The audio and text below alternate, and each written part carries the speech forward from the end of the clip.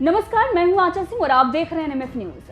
अगर मैं आपसे कहूं कि राहुल गांधी की तरह ही अब ममता बनर्जी की भी सदस्यता रद्द हो सकती है, तो हो सकता है कि आप चौंक जाएं और ये सोचने लगे कि ममता बनर्जी ने अब ऐसा क्या कर दिया कि उनकी सदस्यता रद्द हो जाएगी। तो आपको बता देते हैं पूरा मामला क्या है। दरअसल बॉम्बे हाईकोर्ट ने राष्ट्रगान के कथित अपमान के मामले में ममता बनर्जी को राहत देने से इनकार कर दिया है और कोर्ट ने पुलिस को 28 अप्रैल तक इस मामले में रिपोर्ट पेश करने का आदेश भी दे दिया है। अब ऐसे में सवाल यह है कि अगर ममता दोषी पाई जाती हैं, तो क्या उनकी सदस्यता भी राहुल गांधी की तरह खत्म हो सकती है? आखिर वो कौन सा नियम है जिसके तहत एक सीएम पर केस दर्ज कराया गया है? इस सभी सवालों का जवाब हम आपको इस वीडियो में देंगे, तो अंत तक इस वीडियो को आप जरूर देखिएगा।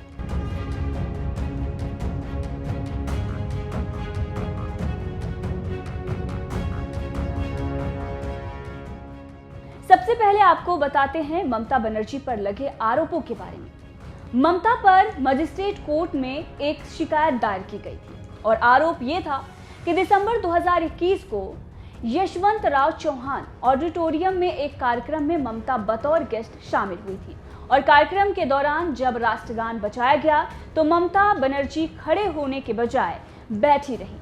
राष्ट्रगान का कुछ हिस्सा बैठकर गाया, फिर अचानक खड़ी हो गई, जिसके बाद ममता के खिलाफ मार्च 2022 में राष्ट्रीय गौरव अपमान निवारण अधिनियम 1971 की धारा 3 के तहत मामले में सुनवाई प्रक्रिया शुरू की गई और ममता को समन जारी कर दिया गया, जिसके खिलाफ ममता बनर्जी ने भी CRPC की धारा 482 के तहत शिकायत रद्द करने की मांग कर दी।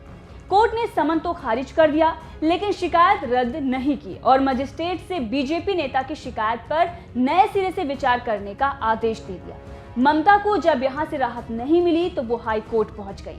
हाई कोर्ट ने भी उनकी मांग को खारिज कर दिया। चलिए अब आपको बताते हैं कि जिस अधिनियम के तहत ममता बनर्जी के खिलाफ मामला दर्ज किया गया, उसमें सजा का क्या प्रावधान है। गृह मंत्रालय की वेबसाइट पर उपलब्ध दस्तावेजों के मुताबिक कोई भी व्यक्ति अगर जानबूझकर भारतीय राष्ट्रीय गान को गाए जाने से रोकता है या ऐसा गायन कर रहे किसी भी सभा में रुकावट पैदा करता है, तो उसे 3 साल तक जेल या जुर्माना या दोनों से दंडित किया जाएगा।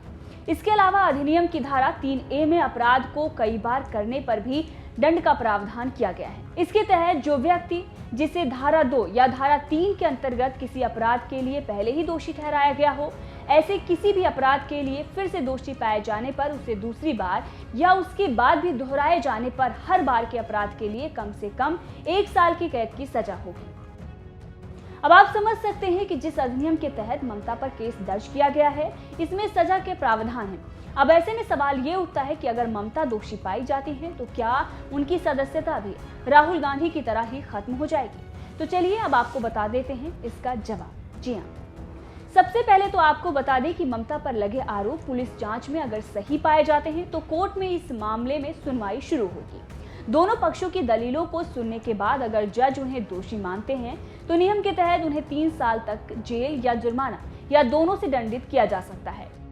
वहीं कानून के तहत अगर किसी सांसद या विधायक को 2 साल या उससे ज्यादा की सजा होती है तो तत्काल उसकी सदस्यता रद्द कर दी जाती है और अगले 6 साल तक चुनाव लड़ने पर भी पाबंदी लगा दी जाती है, जो फिलहाल राहुल गांधी के साथ हुआ है। तो इस तरह से आप समझ सकते हैं कि ममता बनर्जी की सदस्यता खतरे में है, बशर्ते वो दोषी पाई जाती हैं तो। बहरहाल इस खबर को लेकर आपका क्या कुछ कहना है, कमेंट करके जरूर बताइएगा।